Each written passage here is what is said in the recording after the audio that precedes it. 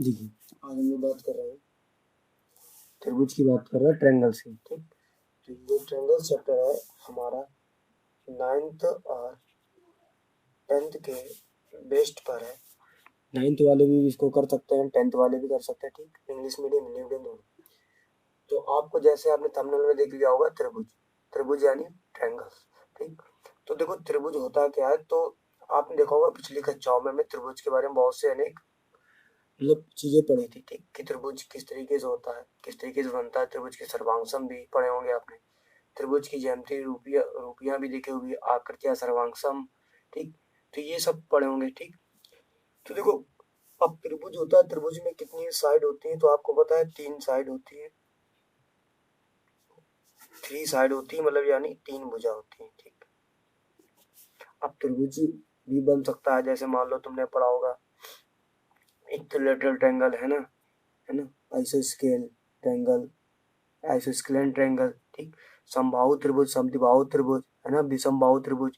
ठीक, फिर एक त्रिभुज के तीनों कोणों का योग कितना होता है आपने पढ़ा था, 180 डिग्री होता है। ठीक, तो आपने इस तरह के त्रिभुज के बारे में पढ़ लिया था, छोटी छोटी चीजें है ना, कि किन्हीं भी त्रिभुज के तीनों कोणों का योग जो होता है वो 180 के डिग्री के बराबर होता है, आपने पढ़ लिया था ना। तो अब आपको क्या करना है, हमारा जो पहला टॉपिक है, ठीक, समरूप आकृतियां। तो हम लोग का जो पहला टॉपिक, आपको भी नोट्स बनाने हैं, जो आप नोट्स बनाएंगे आप। ठीक, तो आप इसी तरीके से बनाएंगे जिस तरीके से मैं लिख रहा हूँ। ठीक, समरूप आकृति। तो समरूप आकृति का मतलब क्या होता है, पहले यहाँ मैं लिख देता हूँ, समरूप आकृतियां।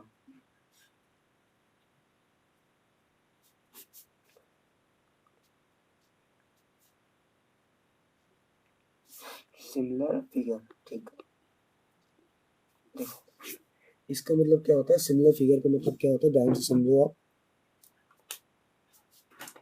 देखो जब आप इसको आप कंप्लीट कर रहे होगे तो आपको समझ में आना चाहिए कि देखो सिमिलर फिगर यहाँ पर क्या है। अब आपको देखो बोलने से ही आ रहा कि समरूप आकृति है ना, तो आप अगर चाहोगे तो इसकी डेफिनेशन लिख सकते हो। समरूप आकृति कह रहे हैं, दो ज्यामितीय आकृतियां समरूप कहलाती यदि उनके आकार समान हो परंतु आमाप समान न हो, अथवा आकृति को दूसरे के समरूप कहते हैं तथा उनकी संगत भुजाओं एक ही अनुपात में हो तथा उनके संगत कोण बराबर हो।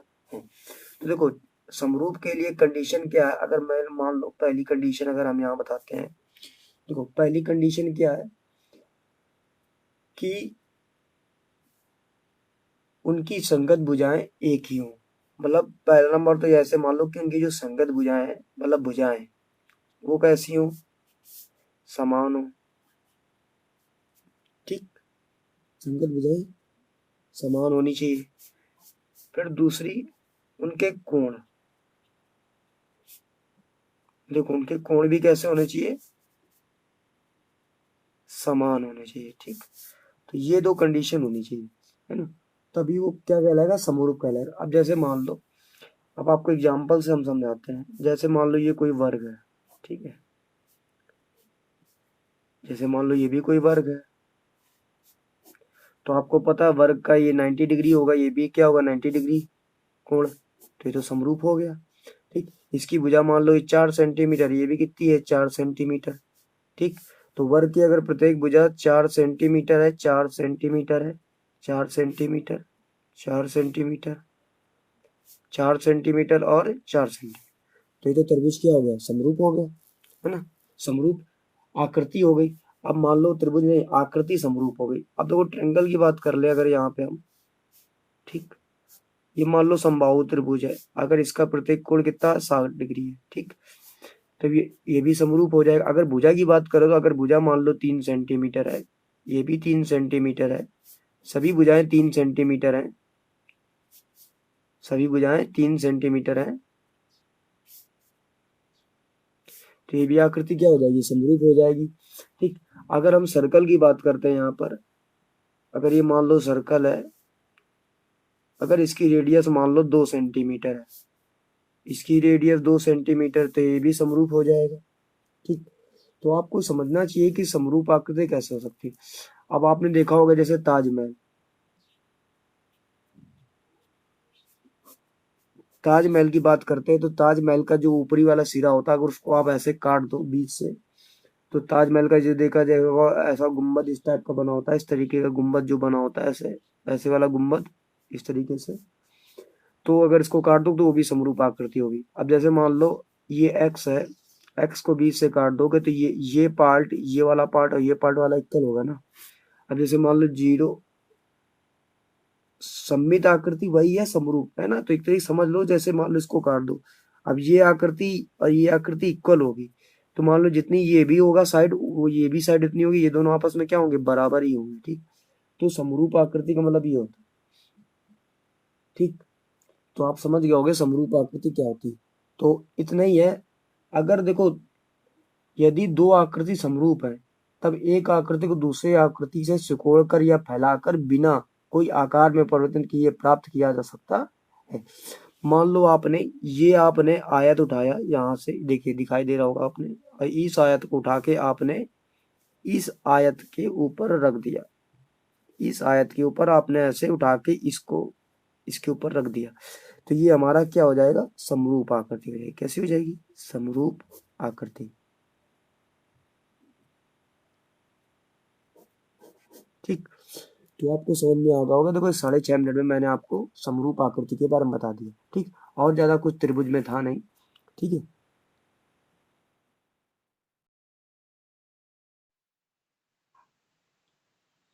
देखिए अगला टॉपिक हमारा है समरूप बहुभुज। देखो टॉपिक नंबर हम लोगों ने पढ़ लिया था अभी, ठीक। अब हमारा टॉपिक नंबर है 2। तो आप लोग को ध्यान से पढ़ना है, समझना भी है, बस ठीक है। अब देखिए समरूप बहुभुज को इंग्लिश में बोलते हैं सिमिलर पॉलीगन्स, ठीक। तो देखो ये क्वेश्चन तो पूछा जाता है, ऑब्जेक्टिव में पूछा जा सकता है, ठीक है। लेकिन तो देखो इसके बारे में समझ लेते हैं। कह रहे भुजाओं की समान संख्या वाले दो बहुभुज समान होते हैं यदि, मतलब जिनकी भुजाएं समान हो। अब बात करते हैं भुजाओं की, भुजाएं समान हो, यहाँ लिख लो भुजाएं जिनकी समान हो। फिर कह रहा है कि इनकी संगत कोण भी समान हो, फिर इनके कोण भी कैसे हो, बराबर हो, कोण भी कैसे हो, बराबर होने चाहिए, और इनकी संगत भुजाएं एक ही अनुपात में अर्थात समानुपातिक होना चाहिए, ठीक। एक ही अनुपात में होना चाहिए, एक ही अनुपात में होना चाहिए, ठीक, बराबर। जैसे दोनों अगर 3/2 हैं तो ये भी 3/2 होना चाहिए दोनों त्रिभुज, जैसे इस तरीके से, ठीक। अगर ये 1/2 है तो ये भी 1/2 होना चाहिए, रेशियो में दोनों बराबर अनुपातिक, ठीक। जैसे 4/4, 5/5, ठीक, इस तरीके से, है ना। तो इस तरीके से समान होना चाहिए, कोण भी बराबर होना चाहिए, एक ही अनुपात में होना चाहिए इनकी भुजाएं, ठीक ना। अब देखो ये कंडीशन क्या है, कह रहा है कि यदि दो बहुभुजों के लिए मतलब जो हमारा पहला पॉइंट 1 है और पहला पॉइंट जो 2 है ना, उनमें से केवल एक प्रतिबिंब सत्य हो तब वह समरूप नहीं हो सकते। अगर कोण बराबर है और उनकी भुजाओं का समानुपातिक अनुपात बराबर नहीं तो ये समरूप नहीं होगा। देखिए अगर कोण बराबर है और इनकी भुजाओं का अनुपात, इनकी संगत भुजाओं का अनुपात बराबर नहीं तो ये समरूप बहुभुज नहीं होगा। दोनों कंडीशन होनी चाहिए, ठीक है। फिर आगे कह रहा है कि आपने ये सिद्ध किया है कि यदि एक बहुभुज दूसरे बहुभुज के समरूप है तथा दूसरा बहुभुज तीसरे बहुभुज के समरूप है तो पहला बहुभुज भी तीसरे बहुभुज के समरूप होना चाहिए, ठीक। तो ये भी आपने सिद्ध कर चुके हो, तो ये भी आपको पता होना चाहिए, है ना। तो देखो अगर देखो वीडियो हिल रही होगी तो उससे कोई मतलब मत रखना, ठीक है, लेकिन समझो। तो एक बार समझ लो, अगर आप लिखना चाहो तो देखो लिख सकते हो इसकी डेफिनेशन। खैर भुजाओं की समान संख्या वाले दो बहुभुज समरूप होते हैं यदि इनके संगत कोण समान हो, इनकी संगत भुजाएं एक ही अनुपात में हो, ठीक। दो कंडीशन होती है। फिर अगर ये दोनों कंडीशन में एक कंडीशन आपकी मान लो कोण नहीं बराबर है या एक ही अनुपात में जो भुजाएं दी गई वो संगत भुजाएं जो दी गई हैं यहाँ पर, जो इनकी संगत भुजाएं हैं अगर वो बराबर नहीं है, संगत भुजाएं अगर बराबर नहीं है तो ये समरूप बहुभुज नहीं हो सकता है, तो ये समरूप बहुभुज नहीं हो सकता है, ठीक है। तो आपको भूल जाना है कि समरूप बहुभुज होगा, तो इसके लिए आपको इतनी कंडीशन पता होनी चाहिए, ठीक। अगर पहला बहुभुज दूसरे बहुभुज के मान लो बराबर है और दूसरा बहुभुज तीसरे बहुभुज के बराबर है। मान लो पहला बहुभुज दूसरे बहुभुज के बराबर है, ठीक, फिर ये दूसरा तीसरे के बराबर है, तो जाहिर सी बात है पहला होगा जो वो तीसरे बहुभुज के बराबर होगा। ये आपको कंडीशन याद रखनी है, ठीक। अगर आप ये कंडीशन नहीं याद रखोगे तो आपके साथ गड़बड़ हो जाएगा, फिर आपको दिक्कत हो जाएगी, ठीक। तो ये आपको प्रॉपर्टी याद रखनी है कि समरूप बहुभुज में कोण समान होना चाहिए, उनकी संगत भुजाएं भी समानुपातिक होनी चाहिए। स्क्रीन में ये क्वेश्चन देख लिया होगा आपने, स्क्रीन में क्वेश्चन देख लिया होगा थंबनेल में कि समरूप और असमरूप आकृतियों के युग्म के दो उदाहरण दीजिएगा। समरूप और असमरूप युग्म के, तो देखो समरूप आकृति का एग्जाम्पल अगर आपको लिखना है तो मैं दे सकता हूँ समरूप आकृति। पहले समरूप आकृति के बारे में देख लेते हैं। देखो समरूप आकृति में आप सभी वर्ग ले सकते हो और सभी नियमित षटभुज, ठीक। तो देखो आप वर्ग ले लो, जितने भी वर्ग होंगे सभी वर्ग, ठीक, ऑल स्क्वायर, ठीक, जितने भी स्क्वायर होंगे वो कैसे होंगे, समरूप आकृति के होंगे। फिर दूसरा कंडीशन आपको दिया गया इसी में कि असमरूप, कर विभिन्न कोण माप वाले दो समद्विबाहु त्रिभुज और विभिन्न कोण माप वाले दो समचतुर्भुज। देखो जिनके भिन्न भिन्न कोण हो, आप लिख सकते हो यहाँ पर विभिन्न कोण वाले दो समद्विबाहु त्रिभुज। तो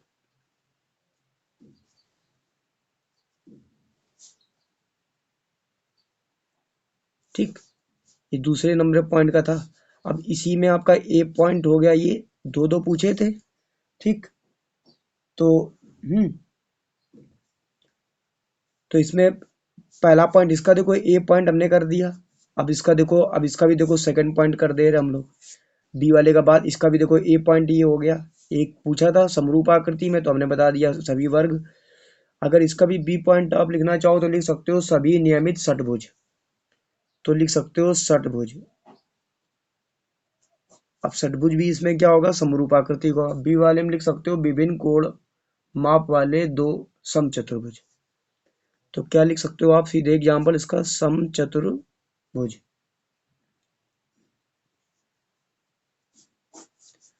ठीक।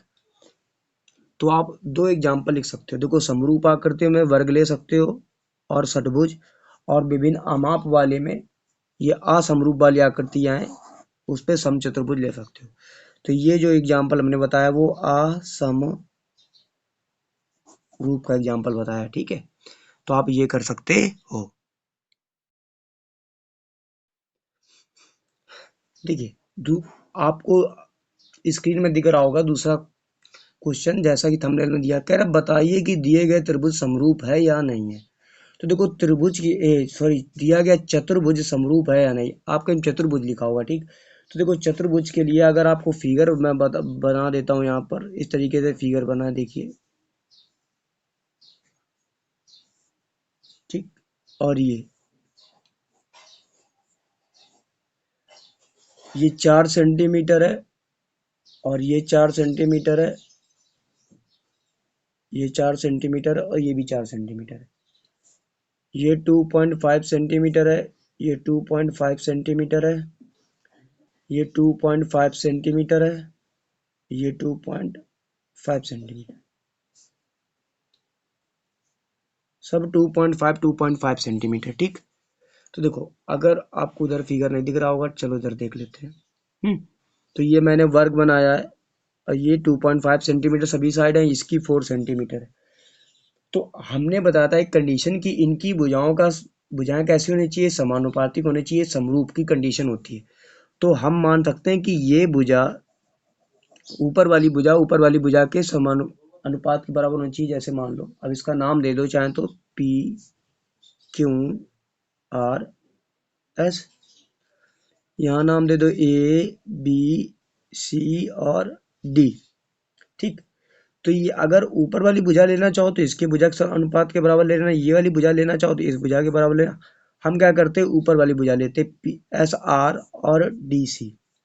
तो एस आर बटे डी सी, एस आर कितना है 2.5 और डी सी कितना है 4। दशमलव हटा दो नीचे 40 आ जाएगा, तो 25/40 हो गया। अब देखो 25/40 हो गया। अब क्या करना, आपको काटना 25 पंवट 40, तो ये आ रहा 5/8। ठीक, अब 5/8 आ रहा। ठीक, अब ये भुजा लिया आपने, और अब चाहो तो आप ये भी वाली भुजा ले लो, क्योंकि भाई ये भुजा होगी बराबर तो ये भी बराबर होगी, ये भुजा बराबर तो ये भी ले लो आप, आर क्यू बटे सी बी। ये आर क्यू ले ली भुजा और ये सी बी ले ली, तो आर क्यू कितनी है 2.5 और सी बी कितनी है 4। इसको भी काट दो दशमलव, तो 25/40, 25 पंवट 40, तो ये भी 5/8 आ रहा। ठीक, तो इनकी संगत भुजाओं की आकृति तो बराबर है। देखो लिख सकते हो कि संगत भुजाओं का अनुपात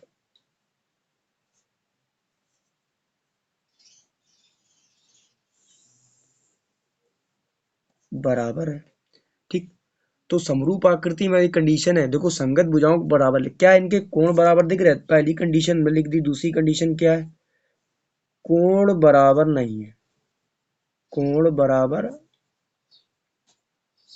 नहीं है। तो देखो जो इनकी एडजेसेंट साइड है उनका रेशियो क्या है, इक्वल है, बट एंगल इक्वल नहीं है। तो यहाँ पर लिख सकते हो अतः चतुर्भुज ए बी सी डी तथा पी क्यू आर एस समरूप नहीं है। तो आप लिख सकते हो चतुर्भुज जो तुम्हारा है P Q R S does not equal to A B C D, मतलब लिख सकते हो कि ये समरूप नहीं है। समरूप के लिए 4 कंडीशन थी, वो मैंने आपको बताई थी कि या तो कोण बराबर, दोनों कोण मतलब कोण बराबर होने चाहिए और संगत भुजाओं का अनुपात भी बराबर होना चाहिए, तभी इनको बोल सकते हैं कि ये समरूप आकृतियां हैं। ठीक है, देखो आप ये मत देखना कि ये 3 4 ये ऐसे ही नंबर डाल रहे, ये नंबर इसमें डाल रहे ताकि हमें वीडियो पता रहे कि कितने हमने क्वेश्चन उसके करवा दिए है ना। तो ये हमें पता रहना चाहिए टॉपिक वाइज। ठीक, तो हमें पता रहेगा तो ज़्यादा अच्छा रहेगा। वैसे आपको प्लेलिस्ट में जाना है, जब आप जाओगे त्रिभुज की प्लेलिस्ट में क्लास 10th की, तो आपको सबसे पहले प्लेलिस्ट में ही सीरियल बाय सीरियल वीडियो जितनी पड़ी टॉपिक वाइज वो आपको देखनी, तभी आपको त्रिभुज आएगा समझ में। ठीक, फिर देखो तीसरा में दिया गया, तो कह रहा दी गई आकृतियां गणितीय रूप से समरूप है, मतलब गणितीय रूप से तो समरूप है। अज्ञात भुजा की गणना कीजिए, किसकी गणना करनी है, अज्ञात भुजा की गणना कीजिए। तो उसके लिए आपको क्या करना पड़ेगा, सिंपल है कि देखो आपके सामने मैं फिगर बना देता हूं, देखो आप भी थोड़ा खुश हो जाओगे कि फिगर सहित बन के बताया जा रहा है ना।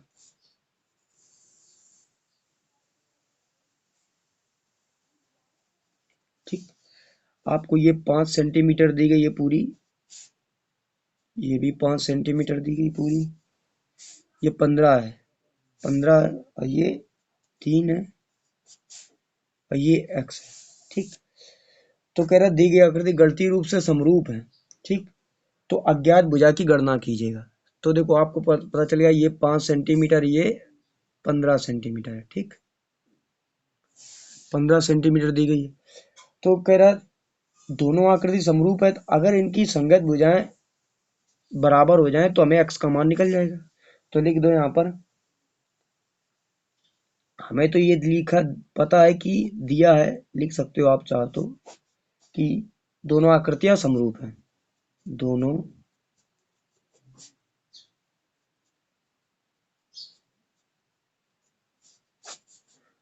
आकृतियां समरूप हैं, अतः इनकी संगत भुजाओं का अनुपात भुजाओं का अनुपात बराबर है, बराबर होगा या बराबर होगा, ठीक लिख सकते हो यहाँ पे। तो देखो तुम्हें पता है कि ये भुजा जो होगी इस भुजा के अनुपात के बराबर होगी, लिख लो ऐसे, बराबर ये भुजा इस भुजा के अनुपात के बराबर होगी 5/15। इधर का इधर गुणा कर दो, x से इधर गुणा कर दो, तो ये हो जाएगा 3 × 15, ठीक, बराबर 5 × x, 5×3 = 15 काट दो, 5×3 = 15, तो 3 × 3 आ जाएगा बराबर x, 3×3 = 9। तो अज्ञात भुजा कितनी आ गई?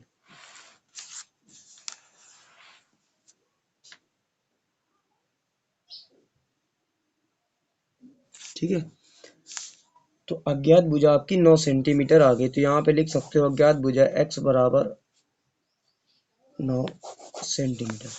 तो क्वेश्चन फिर से समझो, अच्छा क्वेश्चन था। हमें पता था कि इनकी आकृतियां समरूप है, तो इनकी संगत भुजाओं का अनुपात भी कैसा होगा? बराबर होगा। तो देखो हमने क्या लिखा, ये जो 3 दिया गया था इस x के बटे में ले लिया, और ये 5 था इस 15 के नीचे ले लिया, ठीक, इसका गुणा इसमें कर दिया और 5 गुणा x में कर दिया, 5 × 5 = 5 × 15, 3 बार गया, 3×3 = 9, x बराबर कितना आ गया? 9 सेंटीमीटर आ गया, ठीक है।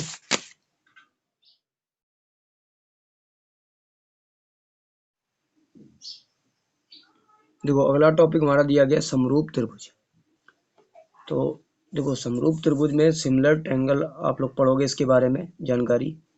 देखो समरूप त्रिभुज और हिंदी में और सिमिलर ट्रायंगल इंग्लिश में इसको बोलते हैं। तो आपको पता होना चाहिए कि ये क्वेश्चन बहुत ही ज़्यादा पूछा जाता है, तो आपको ये पता होना चाहिए। कह रहा है कि एक त्रिभुज 3 रेखाओं से घिरी हुई समतलीय आकृति है जिसमें 3 भुजाएं व 3 कोण होते हैं। 2 त्रिभुज समरूप कहलाते हैं यदि उनके संगत कोण बराबर हो तथा उनकी संगत भुजाओं का अनुपात भी बराबर हो। सेम कंडीशन है जो पहली वाली कि देखो पहली बात तो एक त्रिभुज में 3 रेखाएं होती हैं, एक त्रिभुज में 3 रेखाएं, ठीक, 3 रेखाएं, जैसे ये मान लो ये त्रिभुज है, इस पे 3 रेखाएं दी गई आपको, पहली ये रेखा, दूसरी ये, तीसरी, ठीक, 3 रेखाएं होती हैं, ठीक। और ये जो रेखाएं हैं ये इन्हीं को हम क्या बोलते हैं? भुजा। तो इस पे 3 भुजा होती हैं और 3 कोण होते हैं, 3 भुजा और 3 कोण होते हैं, ठीक। तो आपको भी पता है ये कोण होते हैं इनके ट्रायंगल के, और ये उनकी साइड जो मैंने पहली भुजा, दूसरी भुजा, तीसरी भुजा होती है, ठीक। अब कह रहा कंडीशन, जो पहली नंबर कंडीशन है उसकी भी यही होनी चाहिए। पहली नंबर कंडीशन जो है ध्यान से देखो, देखो कह रहा है कि इनके संगत कोण समान हो,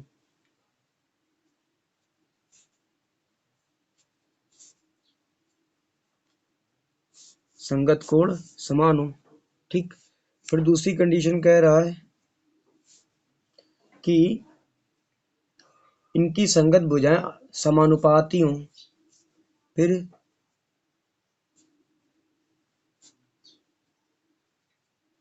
संगत भुजाएं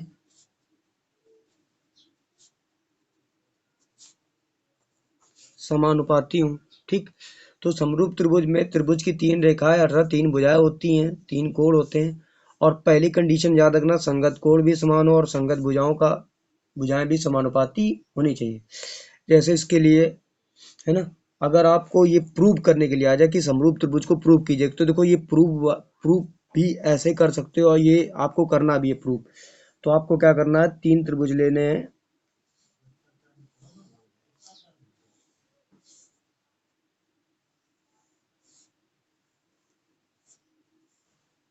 ठीक। इसको मान लो ए बी सी और इसको मान लो पी क्यू आर। तो पहला कोण है ये, दूसरा कोण, तीसरा कोण, ठीक।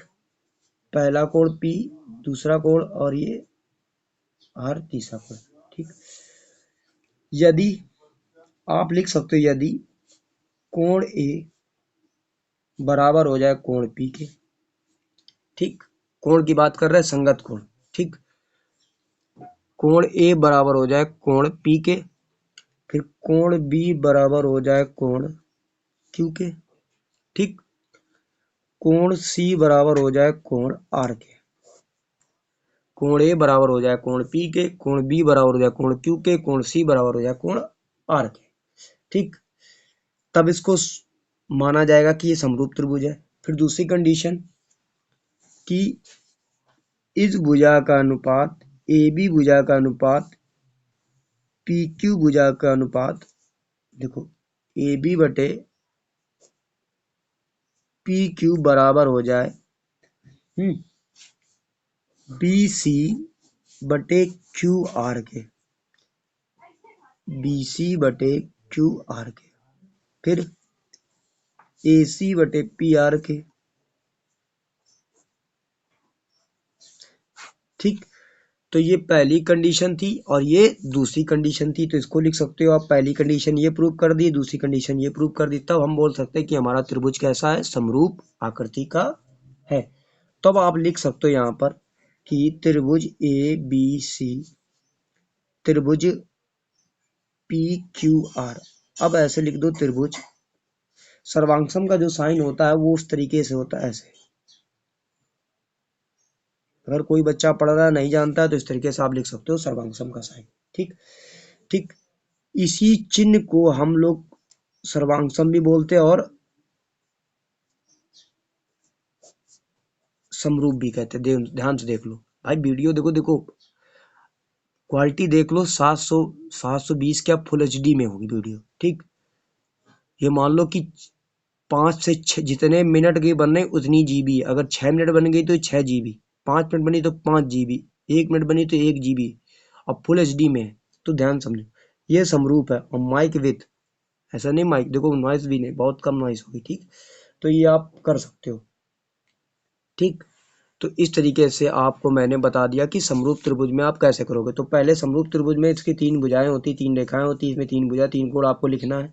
फिर पहले ही संगत कोण समान हो, संगत भुजाएं समानुपाती हो, तब हम मान सकते हैं कि माना एक त्रिभुज एबीसी है और त्रिभुज पी क्यू आर है। यदि कोण ए बराबर कोण पी, कोण बी बराबर कोण क्यू, कोण सी बराबर कोण आर के, मतलब पहला कोण बराबर है ये दूसरा कोण बराबर दूसरे कोण के, तीसरा कोण बराबर तीसरे कोण के। ठीक, फिर कंडीशन पहली भुजा बराबर होनी चाहिए पहले वाले त्रिभुज की भुजा के अनुपात के, दूसरी भुजा दूसरे वाले त्रिभुज के अनुपात के, तीसरी भुजा तीसरे वाले त्रिभुज के अनुपात के बराबर हो, तो हम कह सकते हैं त्रिभुज एबीसी समरूप होगा त्रिभुज पी क्यू आर के। अगर इसका देखो विलोम भी पूछा जाता है, अब देखो विलोम भी यहाँ पर मैं समझा देता हूँ।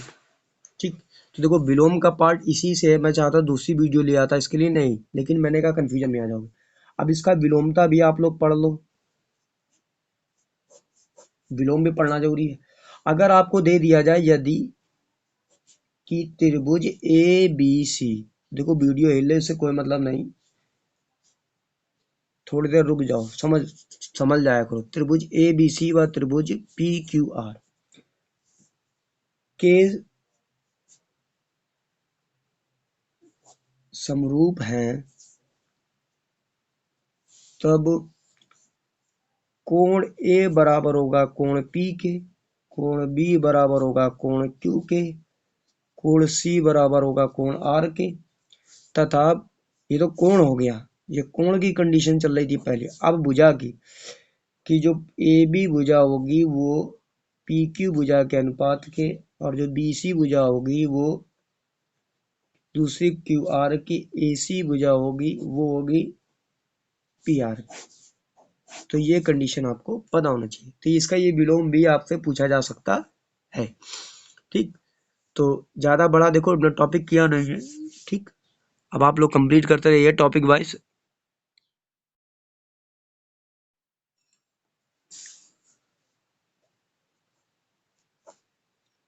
अब बात करते हैं प्रश्न नंबर चौथा। चौथा मतलब चौथा नंबर प्रश्न जो टॉपिक वाइज चल रहा है। अभी हम लोगों ने पढ़ा था दो समरूप त्रिभुजों का प्रतीकात्मक निरूपण, तो इसी में टॉपिक्स का उस एग्जाम्पल भी वही आएगा ना, तो उसी हिसाब से देखो।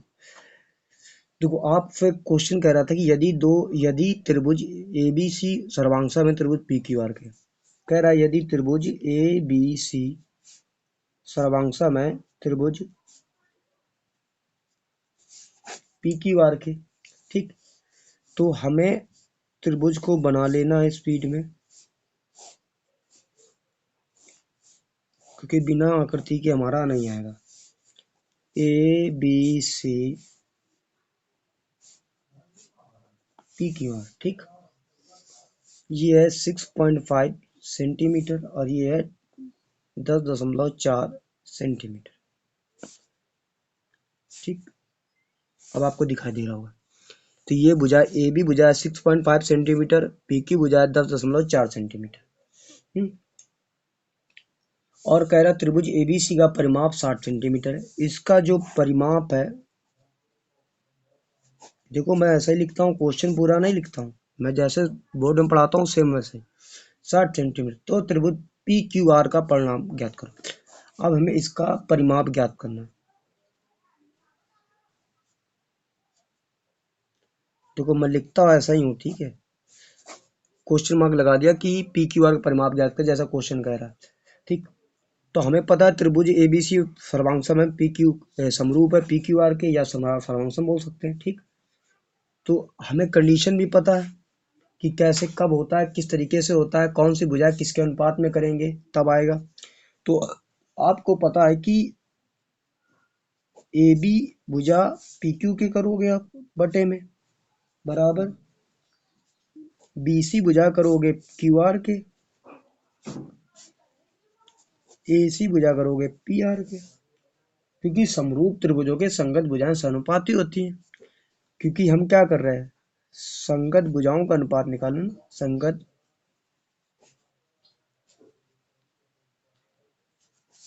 अनुपात। ठीक, तो यहां से आप क्या करोगे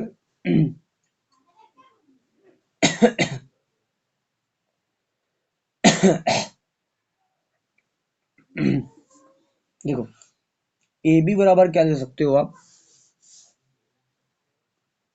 6.5। और पी क्यू बराबर क्या ले सकते हो,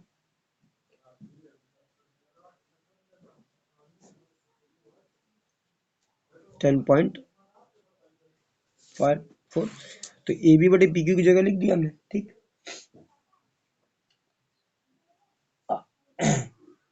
कोई दिक्कत है?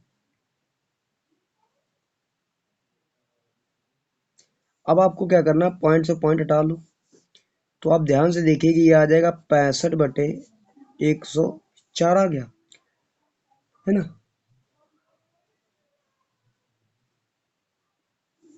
तो ए बी बटे पी क्यू, बी सी बटे क्यू आर, ए सी बटे पी आर, ये क्या है, तीनों के बराबर है ना, ये तो ये बराबर हो जाएंगे। ठीक, भुजाओं का अनुपात। फिर हमें त्रिभुज ए बी सी का जो परिमाप है वो कितना दिया गया है, 60 दिया गया है।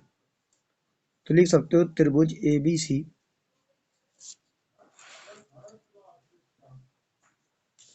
का जो परिमाप है वो 60 है ना, दिया गया है।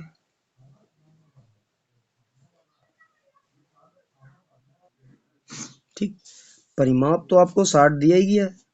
अब देखो परिमाप निकालने के लिए आपको क्या करना पड़ता है कि तीनों भुजाओं का योग, sum of all side, sum of all side, यही तो आप करते हो, तीनों भुजाओं का योग, A B B C plus C A बराबर। तो आपको ए बी का मान निकालना, बी सी का मान निकालना, सी ए का मान निकालना।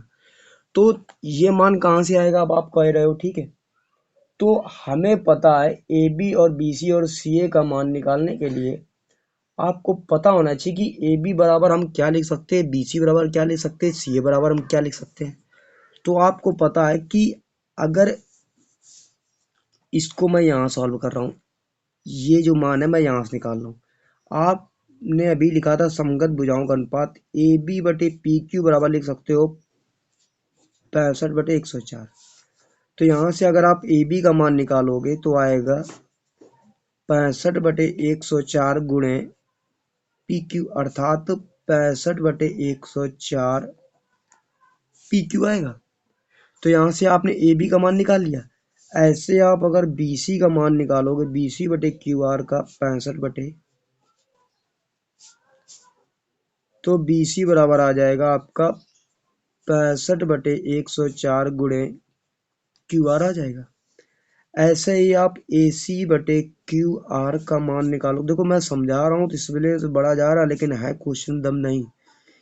AC बराबर आ जाएगा 65 बटे 104 PR है।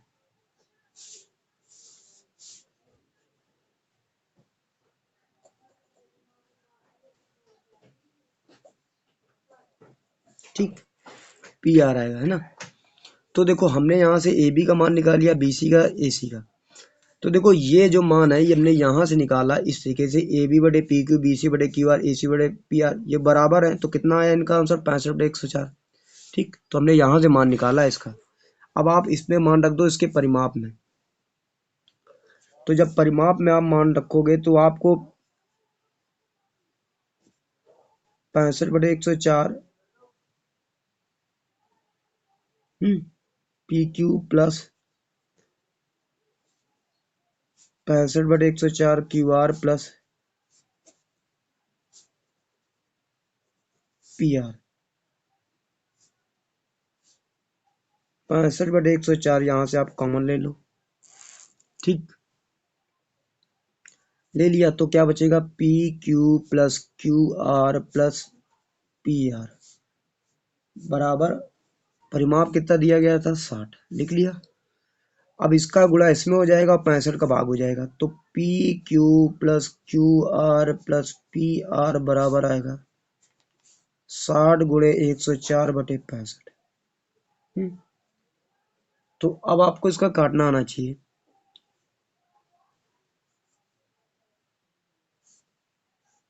5 से काटोगे, 5 कम 5, 5 तय 15, 5 कम 5, 5 दूनी 10, 13 एक कम 13, 13 अट्ठे 104।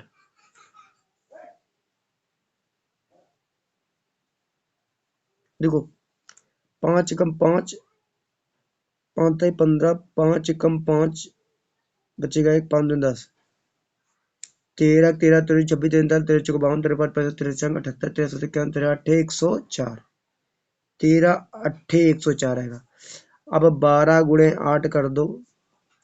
देखो 12 गुणे 8 कर दो, 12 अट्ठे 96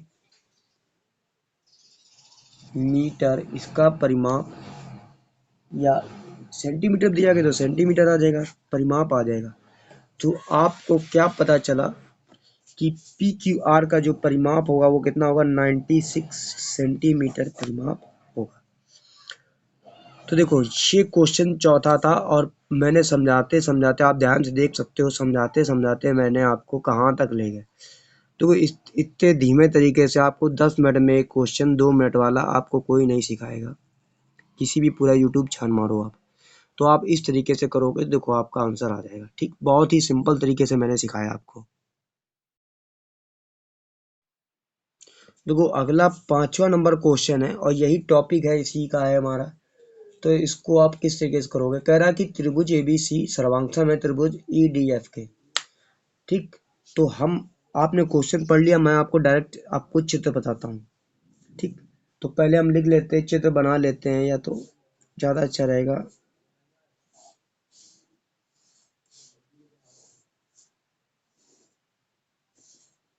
त्रिभुज ABC DEF हो गया। अब आपको AB आपके क्वेश्चन में दिया गया 5 सेंटीमीटर, AC दिया गया 7 सेंटीमीटर, D दिया गया है 12 सेंटीमीटर और DF दिया गया है 15 सेंटीमीटर। दो दिया गया है ना।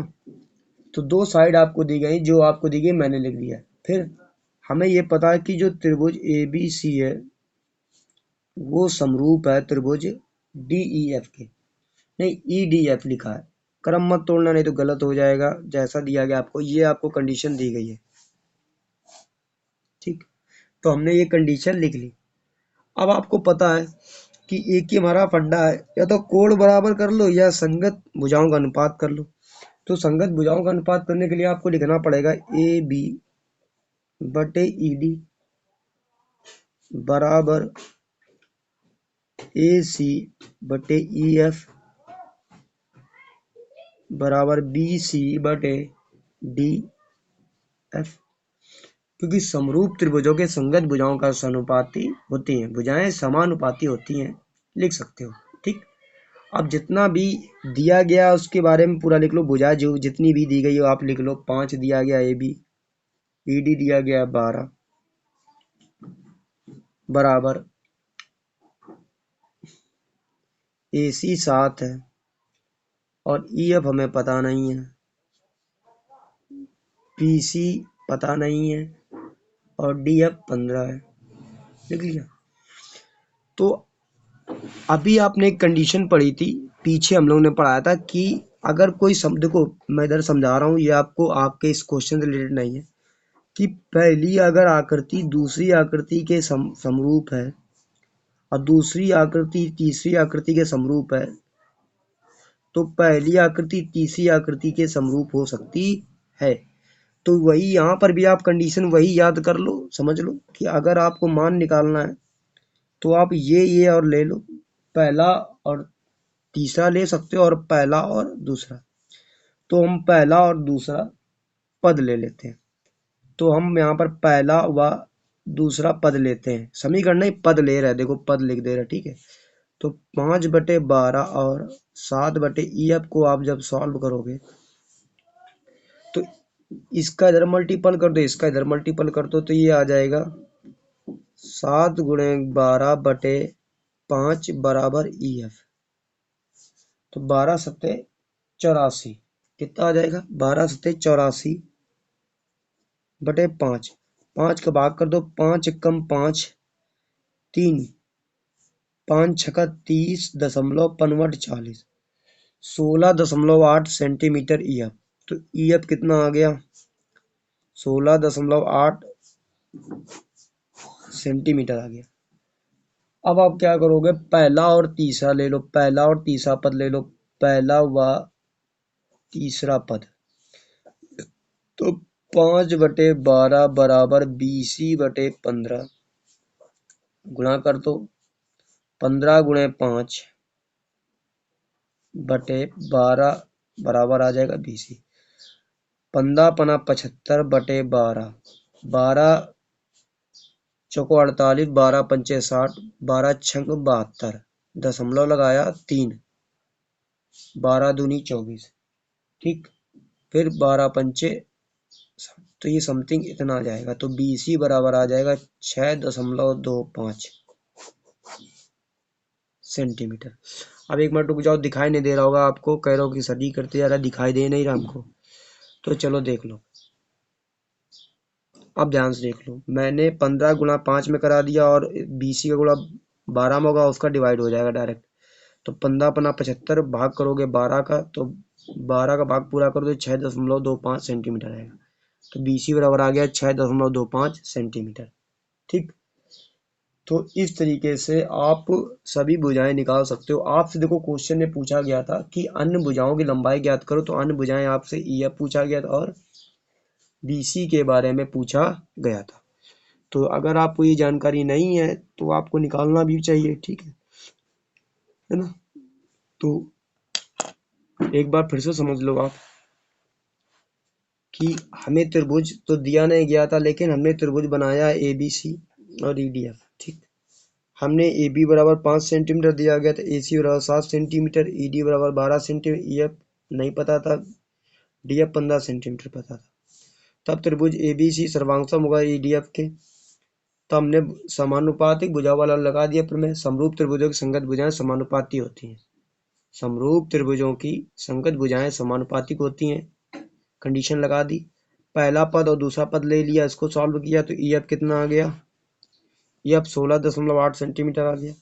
हमने पहला और तीसरा पद लिया, इसको सॉल्व किया तो BC बराबर कितना आ गया 6.25 सेंटीमीटर आ गया। ठीक है,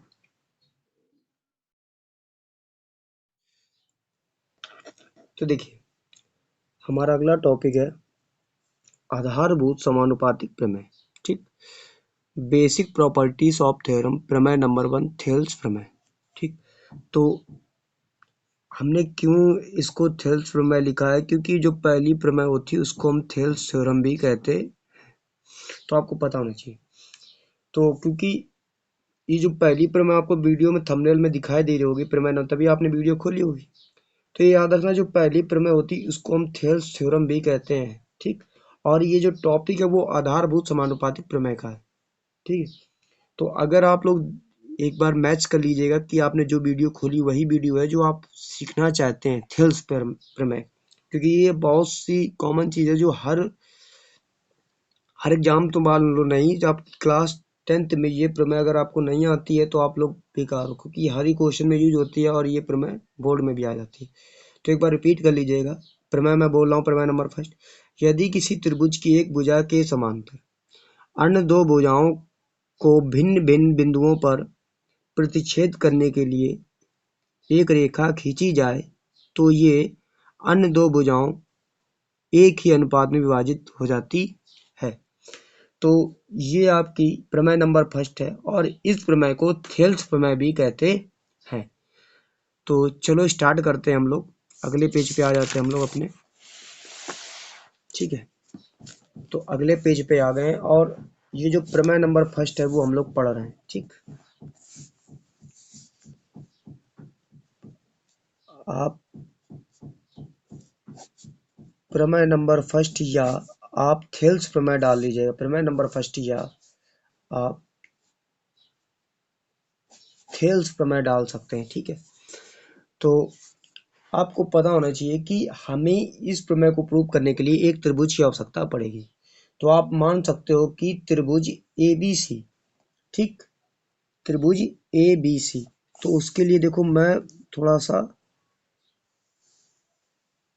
फिगर बहुत बड़ा बनाने वाला हूँ, क्योंकि मुझे पेज की टेंशन नहीं है, मुझे समझाने की टेंशन है कि तुम्हें समझ में आना चाहिए। और वीडियो छोड़ के भाग जाओगे तो सोचोगे क्वालिटी अच्छी नहीं, क्वालिटी फुल एचडी में है, चाहो तो डाउनलोड कर लो 360 में। ठीक है, और चाहो तो फुल एचडी करके देखो, लेकिन देखना जरूर। त्रिभुज ए बी सी, देख लो इतना बड़ा फिगर है। ठीक, अब आपको क्या करना है, यहाँ पर मैं इसको दो भागों में डिवाइड कर रहा हूँ। ठीक, मैं जैसा बना रहा हूँ आपको वीडियो के लास्ट में आपको दोबारा देख के बनाना, अभी नहीं बनाना है। ठीक, त्रिभुज एबीसी है जिसमें एक रेखा डी बीसी के समांतर है।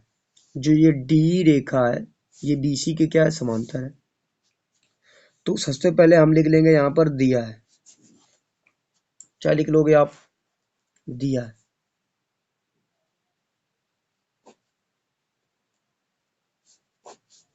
दिया है जो हमें दिया क्या है कि त्रिभुज जो डी ई है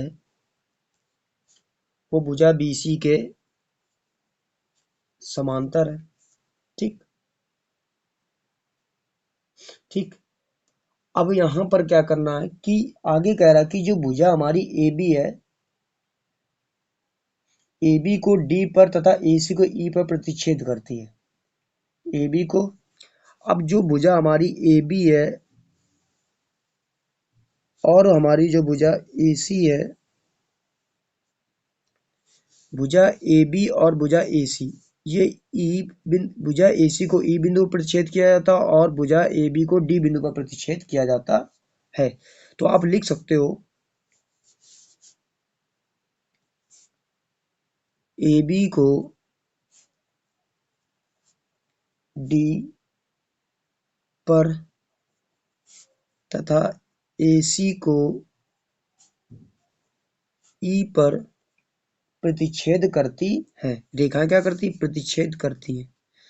देखो ज्यादा मैं लैंग्वेज बढ़ा चढ़ा कर नहीं लिखाऊंगा, ठीक है, बहुत ही सिंपल लिखूंगा। प्रतिच्छेद करती है, अब आपको पूरा दिखाई दे रहा होगा, है ना।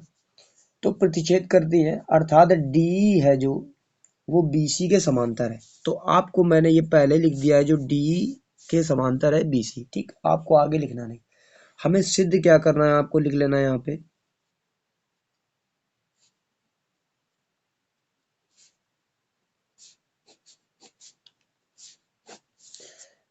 AD बटे DB बराबर AE बटे EC। AD बटे DB बराबर AE बटे EC। ये हमें सिद्ध करना है, तो इसको हम बॉक्स के अंदर, आपको भी पेपर में सेम टू सेम जो हाईलाइट पॉइंट है उसको बॉक्स के अंदर टाइप करना है, सिद्ध करना है। AD, ये आपको दिख रहा होगा यहाँ पर, ये जो AD है ये AD बटे DB, AD बटे DB, ठीक। फिर AE डबल है बटे डबल है EC। वही समानुपातिक भुजा की ये भुजा इस भुजा के और ये भुजा इस भुजा के, ठीक है ना। अब हमें रचना क्या करनी है आपको देखना है, यहाँ पर रचना लिख लो आप, फिर हम चित्र में करते हैं। रचना के लिए हमने BE तथा CD को मिलाइए, BE तथा CD को मिलाया, रचना में आप लिख सकते हो। तो पहले हम रचना में क्या लिख सकते हैं, BE और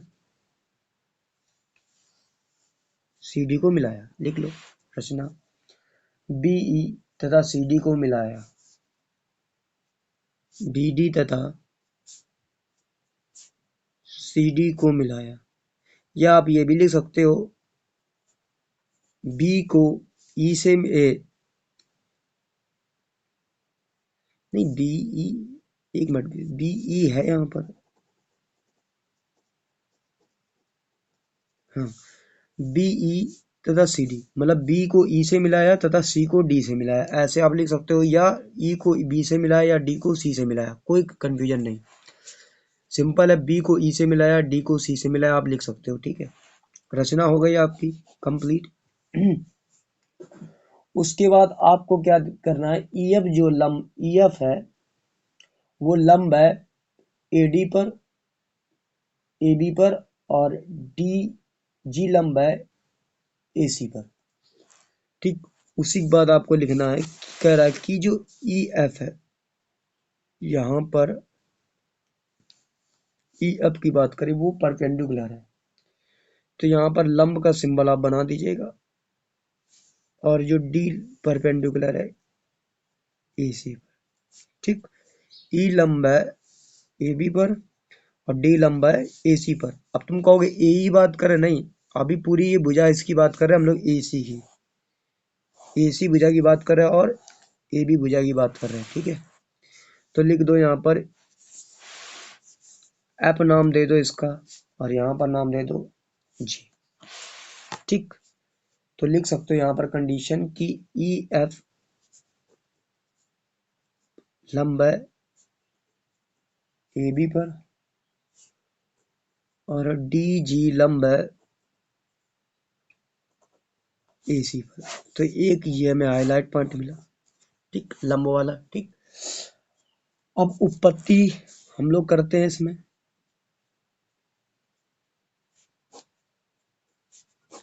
उत्पत्ति में क्या लिखोगे, त्रिभुज AD व त्रिभुज DBD। तो उत्पत्ति में हम देखो दो त्रिभुज ले रहा, उनका अनुपात बराबर करेंगे, त्रिभुज ADE बटे त्रिभुज BDE, ठीक। हमने दो त्रिभुज लिए हैं और उनको अनुपात में लिख लिया है, त्रिभुज ADE, देखो त्रिभुज ADE ये हो गया। कौन सा लिया है, त्रिभुज पहला, हम यहाँ पे पहला कोड बना दे रहे, आपको कंफ्यूजन ना हो। त्रिभुज ए लिया है, फिर त्रिभुज BDE लिया है। तो BDE, तो पहला हमने सिरा लिया B का, देखो ये B वाला पार्ट है ये, अब ये इधर पूरा नहीं लिया हमने, ये B एंगल से लिया, ये B D और E।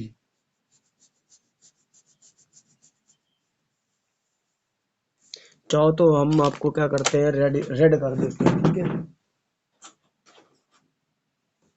यहाँ पे हम जो जो मैंने त्रिभुज लिया है मैं उसको रेड कर दे रहा हूँ, देखो ये रेड वाला ADE,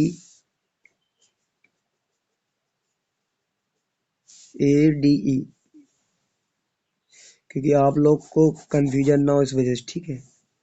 और BDE, देखो है ना कि थेल्स प्रमेय में बहुत अच्छे अच्छों को कंफ्यूजन होता है। ठीक, तो ये दो त्रिभुज आपको दिख रहे हैं ना, तो उसको मैंने रेड कर दिया ये लो। और अब पता है त्रिभुज का जो क्षेत्रफल क्या होता है, तो त्रिभुज का क्षेत्रफल होता है आपका आधार 1/2 आधार गुणे ऊंचाई। ठीक, तो यहाँ पर आप लगा सकते हो त्रिभुज ए डी का फार्मूला लिखोगे यहाँ पर 1/2 गुणे आधार ए डी गुणे ऊंचाई ई एफ। ठीक, बटे 1/2 त्रिभुज बी डी ई के बारे में बात कर रहे हैं, इसका क्षेत्रफल होगा B D into E F. अब यहाँ पर देख रहे हो कि आप सिंपल है कि 1/2 1/2 से कट रहा है। ठीक, ई एफ कट रहा है, तो बचा यहाँ पर क्या, सिंपल है पूरा ए डी बटे बी डी, यही हमारे पास बच रहा है। अब देखो तुमने कह दिया कैसे सर कर दिया, अब देखो समझो ए डी बटे ई एफ, ए डी गुणे ई एफ, ए डी गुणे ई एफ, तो आधार का क्षेत्रफल होगा, ये ऊंचाई है, यहाँ पर ऊंचाई का काम कर रहा है। अगर हम बात करते हैं आपको ऐसे, अगर यहाँ पे हम ऐसे h लिख दें तो कोई दिक्कत है, ये लो ऊंचाई का काम कर रहा है क्योंकि परपेंडिकुलर वो ऊंचाई काम करेगा। ठीक, और बी डी गुणे ई एफ, बी डी गुणे ई एफ, यहाँ पर ये ऊंचाई का काम कर रहा है, ये भी ऊंचाई का काम कर रहा है हमारी भुजा। ठीक, और ये भी ऊंचाई का काम कर रही, तभी ये भुजा ई एफ, ठीक, ये भुजा ऊंचाई का काम करे, ये भुजा ऊंचाई का काम करे। ठीक है, तो आप कंफ्यूजन मत होना, इस वजह से हमारा बचा क्या, ए डी बटे बी डी, ए डी बटे बी डी। तो आपको पता चला कि ए डी और बी डी, यहां से जो ए डी है,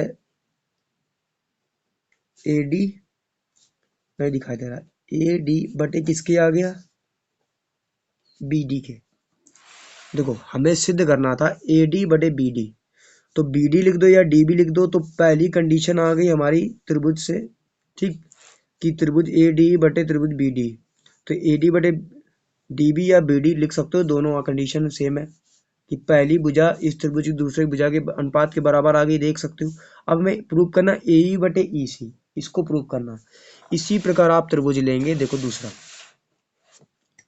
पहली कंडीशन ले ली, सिमिलरली इसी प्रकार आप लिख सकते हो यहाँ पे,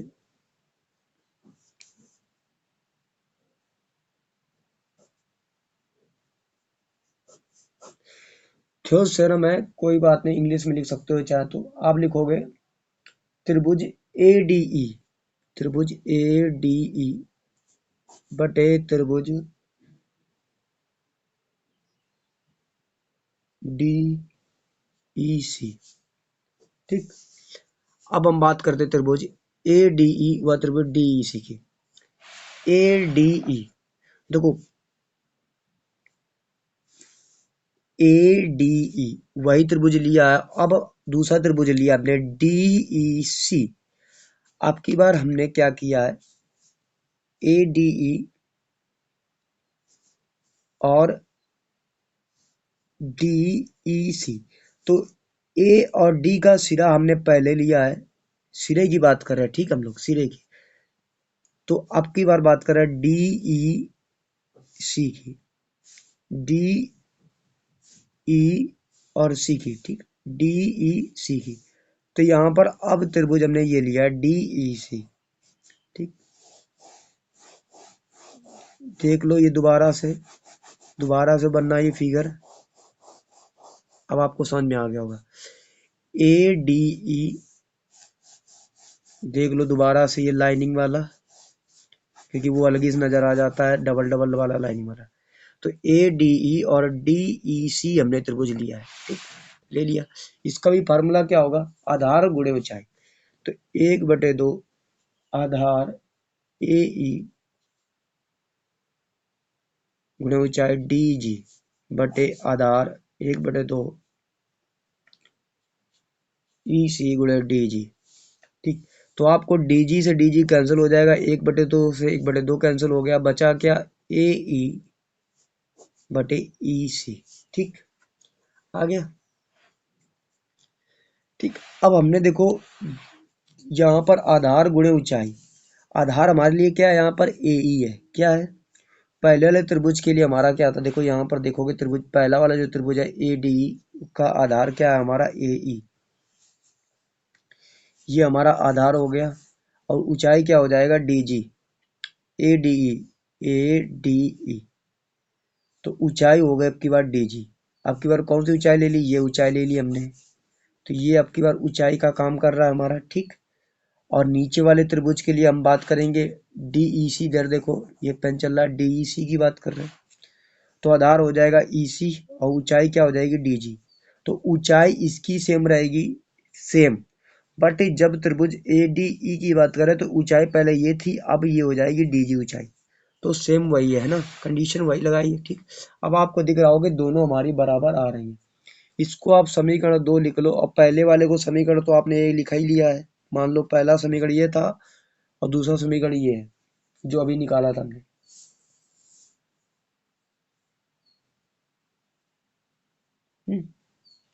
ठीक, तब आप लिख सकते हो समीकरण 1 व 2 से। ठीक, तो AD बराबर BD बराबर AE बटे EC। ठीक, सर्वांग आ गया, इसी को हम लोग कहते हैं थेल्स थ्योरम। अब जो पीछे ऊपर में दी गई है इसको ऐसे ऐसे सॉल्व का ऐसा कर दो, काय अपना माथा पच्ची कर रहे हो। सिंपल भाषा में दो त्रिभुज लिए हमने, दोनों त्रिभुजों को प्रूव किया है, और नहीं समझ में आ रहा तो फिर से एक बार देखो। 17 मिनट की तो हो गई भाई, कोई बात नहीं, देखते रहो, हम तो समझाते रहेंगे। हमें त्रिभुज दिया गया था ABC, कह रहा था DE जो है वो समांतर है BC के, जो DE है वो BC के समांतर है। फिर हमने ये लिखा कि जो AB है, AB को D बिंदु पर और AC को E बिंदु पर प्रतिच्छेद करते हैं। सिद्ध करना है कि AD बटे D और AE बटे EC। उसके लिए हमने क्या किया, E से AC पर, AB पर एक लंब डाल दिया, और AC पर नहीं, E से AB पर एक लंब डाल दिया, और AC पर D से हमने एक लंब डाल दिया। ठीक, डाल दिया। तो ये जो लंब है ये हाइट का काम कर रहे हैं। पहले वाला जब त्रिभुज हमने लिया था त्रिभुज ADE, ठीक, त्रिभुज ADE और त्रिभुज BD है, तो पहली बात कर त्रिभुज हम ADE की, जब हमने त्रिभुज ADE लिया तो ऊंचाई का काम कर रहा था EF। ठीक, और आधार का काम कर रहा था AD। ठीक, उसी प्रकार जब हमने त्रिभुज BDE लिया था, ठीक, तो ऊंचाई का काम ये कर रहा था और आधार का काम कर रहा था BD। यहाँ पर ये AD आधार काम कर रहा था, यहाँ पर ये BD आधार काम कर रहा था, ऊंचाई ये थी। ठीक, ले लिया। अब आप देख लो यहाँ से ये 1/2 कट जाएगा, EF कट गया, बचा AD बटे DB। ठीक, उसी प्रकार त्रिभुज हमने लिया AD और त्रिभुज DEC।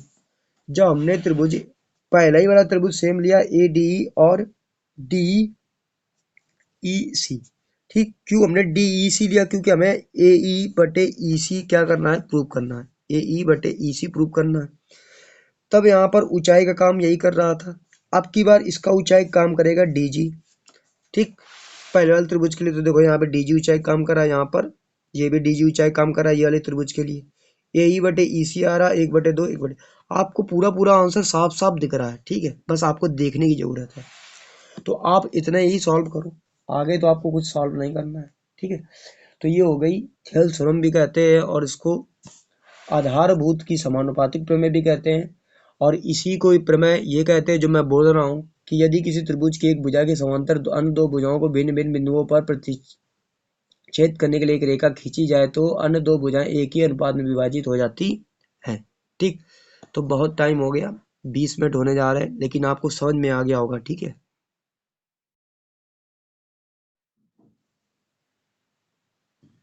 देखो प्रमेय नंबर 2, अभी आप प्रमेय नंबर 1 पढ़े थे, आधारभूत समानुपातिक प्रमेय जिसको थेल्स प्रमेय कहते हैं। अब उसकी विलोम, ठीक, अब उसके विलोम के बारे में हम लोग बात कर रहे हैं यहाँ पर। ठीक, तो विलोम का मतलब पता उल्टा है।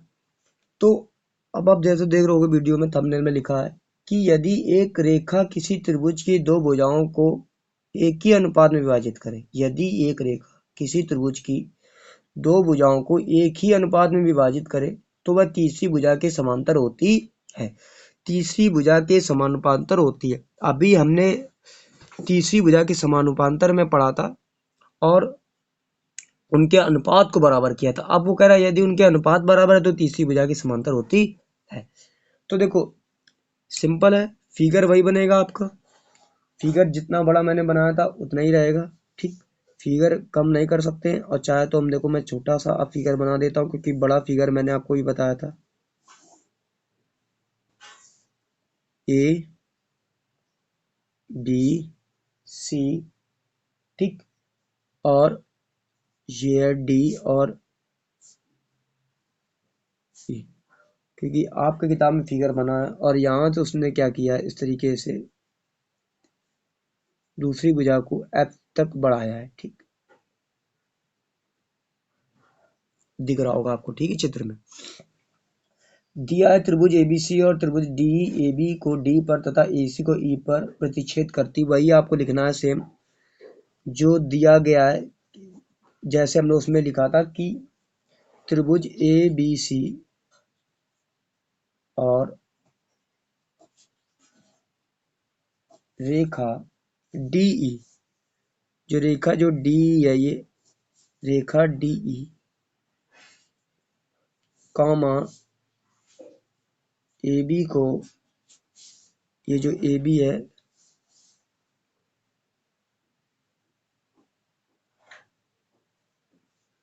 ए बी को, है ना, डी पर तथा एसी को ई पर प्रतिच्छेद करता है ना। देखो वही हमने दोबारा दोहरा दिया है। आप चाहो तो आप इसको कर भी सकते हो, नहीं भी कर सकते हो, लेकिन आपको लिखना जरूरी है, ठीक। तो हमें ये तो पता है ए डी बटे डी बी, ए डी बटे डी बी बराबर ए ई बटे ई सी। इसको हम समीकरण फर्स्ट मान लेते हैं कि ए डी बटे डी बी और ए ई बटे ई सी, क्योंकि अभी हमने प्रमेय नंबर ये फर्स्ट में प्रूव किया था, ये हमें दिया गया है, ठीक। और हमें अब सिद्ध करना है कि जो डी ई है वो समांतर है बी सी के। इसको आप ऐसे ब्रैकेट में बंद कर लो, बॉक्स के अंदर, डब्बे के अंदर, इसको भी आप डब्बे के अंदर बंद कर लोगे हमेशा पेपर में, ठीक, क्योंकि भाई एग्जामिनर को दिखना चाहिए। अब उत्पत्ति में क्या लिखोगे, त्रिभुज एबीसी में देखो उत्पत्ति त्रिभुज ए बी सी में, ठीक, ए डी बटे डी बी बराबर है ए ई बटे ई सी, ठीक है ना। तो ये हमने त्रिभुज एबीसी में लिख लिया है कि ये जो ए डी बटे डी बी है बराबर ए ई बटे ए सी। देखो ये दिया गया है, आप चाहो तो ये हमारे पास जो कंडीशन है ये हमें दिया गया है, आप यहाँ लिख सकते हो दिया गया है, ठीक, यहाँ पे आप लिख सकते हो दिया है, ठीक। तो आपको ये पता होना चाहिए। देखो एक कंडीशन क्या है, अगर आपको यहाँ पर कुछ चीजें अगर बदलाव करना है तो कब ये सर्वांग मतलब बराबर समांतर हो सकती है। अगर हम कह दें कि जो डी ई है वो बी सी के समांतर नहीं, अगर हम यहाँ लिख दें पॉइंट कि जो डी ई है वो बी सी के समांतर नहीं है, लिख दिया। ये आप लिख सकते हो छोटा सा पॉइंट कि डी बी सी के समांतर नहीं है, ठीक। अब इसी से हमने डी से एक यह लंब डाला, ये लंब नहीं मान सकते, ये मान लो कि डी एफ बी सी के समांतर खींचते हैं। जो डी एफ है वो हमने बी सी के समांतर खींचा, जो डी एफ है वो हमने डी एफ बी सी के समांतर खींचा।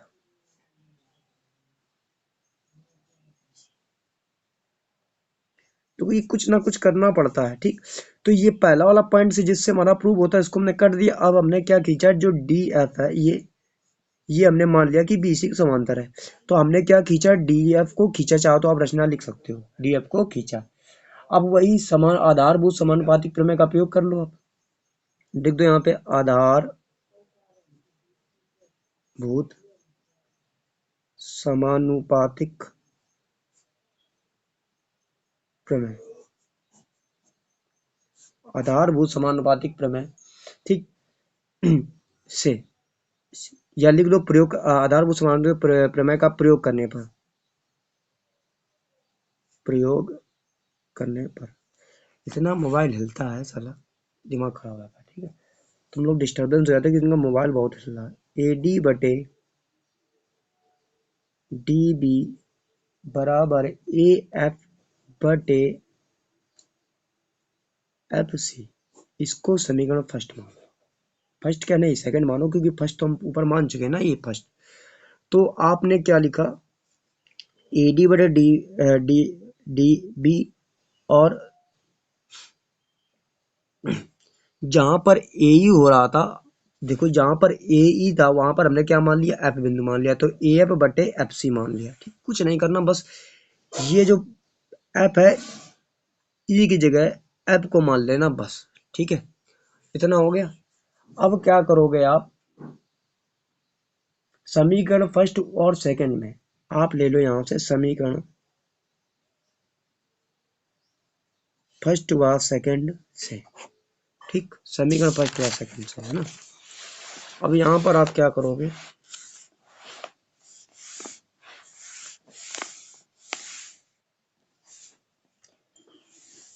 ठीक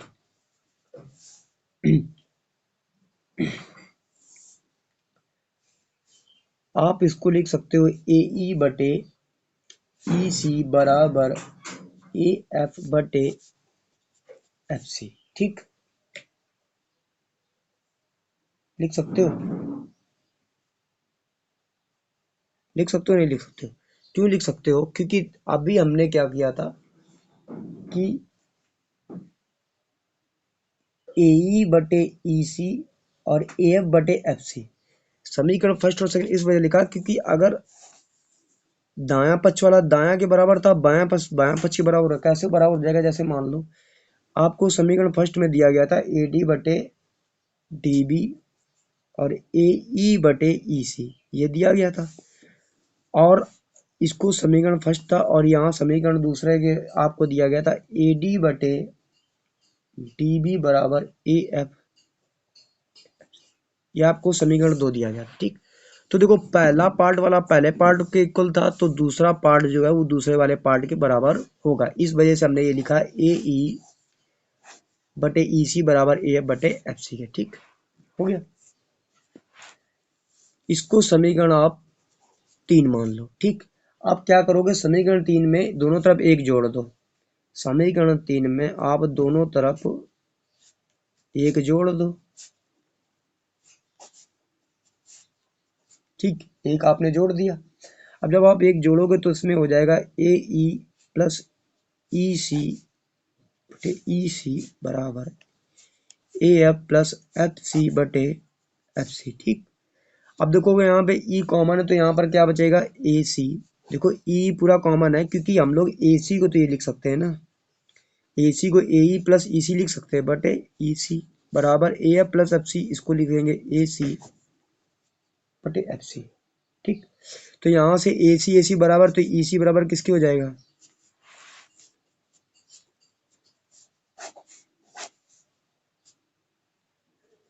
EC बराबर किसके बराबर हो जाएगा, FC के बराबर हो जाएगा। ठीक, तो जब EC बराबर है FC के, EC बराबर है FC के। ठीक, तो यही तो हमें प्रूव करना था। अब वही सेम है, समीकरण 3 मान लिया, दोनों तरफ एक जोड़ दिया, हल कर दिया। ठीक, अब लिख सकते हो इस प्रकार, हम कह सकते हैं कि जो बिंदु E है F के संपाती है। संपाती का मतलब होता है कि दोनों एक ही बिंदु पर हैं। जो E है वो F के संपाती है, आप ये पॉइंट लिख दो। अतः DF DE के संपाती होगा, अतः DF DE के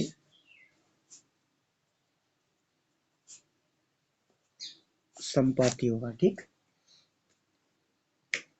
ठीक, तो हम लिख सकते हैं अर्थात डी बराबर बीसी का समांतर होगा, अर्थात डी ई समांतर होगा बीसी के। बस इतनी सी लैंग्वेज लिख के आपको क्वेश्चन को सॉल्व कर देना, छोड़ देना। देखो पहली प्रमेय हमें समझाने में इतना टाइम लग गया कि 20 मिनट लग गए थे, दूसरी प्रमेय को उतने ही आधे घंटे में हमने कवर कर लिया, मतलब 10 मिनट में कवर कर लिया। अब चाहो तो आप देख सकते हो दोबारा से कि प्रमेय नंबर दूसरी क्या थी, कि दिया गया था त्रिभुज एबीसी और रेखा डी ए बी को डी पर तथा ए सी को ई पर प्रतिच्छेद करते हैं। ठीक, तो ए डी बटे डी बी ए ई बटे ई सी, ठीक, सिद्ध करना है डी समांतर है बी सी के। उत्पत्ति त्रिभुज A B C A D बटे डी बी बराबर ए ई बटे ई सी। ठीक, अगर डी समांतर नहीं है बी सी के, नहीं है, तो हम मान सकते हैं कि डी एफ समांतर है बी सी के। क्यों माना हमने, क्योंकि डी हमने ई जो पॉइंट था उसको एफ तक थोड़ा सा बढ़ा दिया, डी से फिर एफ को मिला दिया, ये भी रचना आप लिख सकते हो। फिर हमने लिखा आधारभूत समानुपातिक प्रमेय का प्रयोग करने पर ए डी बटे डी बी बराबर ए एफ बटे एफ सी बराबर, इसको समीकरण 2 मान लिया। अब पहले वाले का समीकरण तो हमारा पहला 1 दिया ही गया था। ठीक, तो इस समीकरण 1 और 2 से हमने कंपेयर कर लिया। कंपेयर कहाँ किया हमने, ये कंपेयर करके आपको बताया कि ए डी बटे डी बी कट जाएगा, तो बचेगा क्या, ए एफ बटे एफ सी ए ई बटे एफ सी, तो दोनों बचेगा। हमने दोनों तरफ एक जोड़ दिया तो ये आ गया ए सी बटे एफ ई सी, ए सी बटे एफ सी, ई सी बराबर एफ सी हो गया। तब ई और एफ के संपाती तथा D D F comma D E के संपाती होगा, अतः डी समांतर होगा बी सी के। ठीक, इतना ही करना है, टॉपिक वाइज कंप्लीट करते जाओ।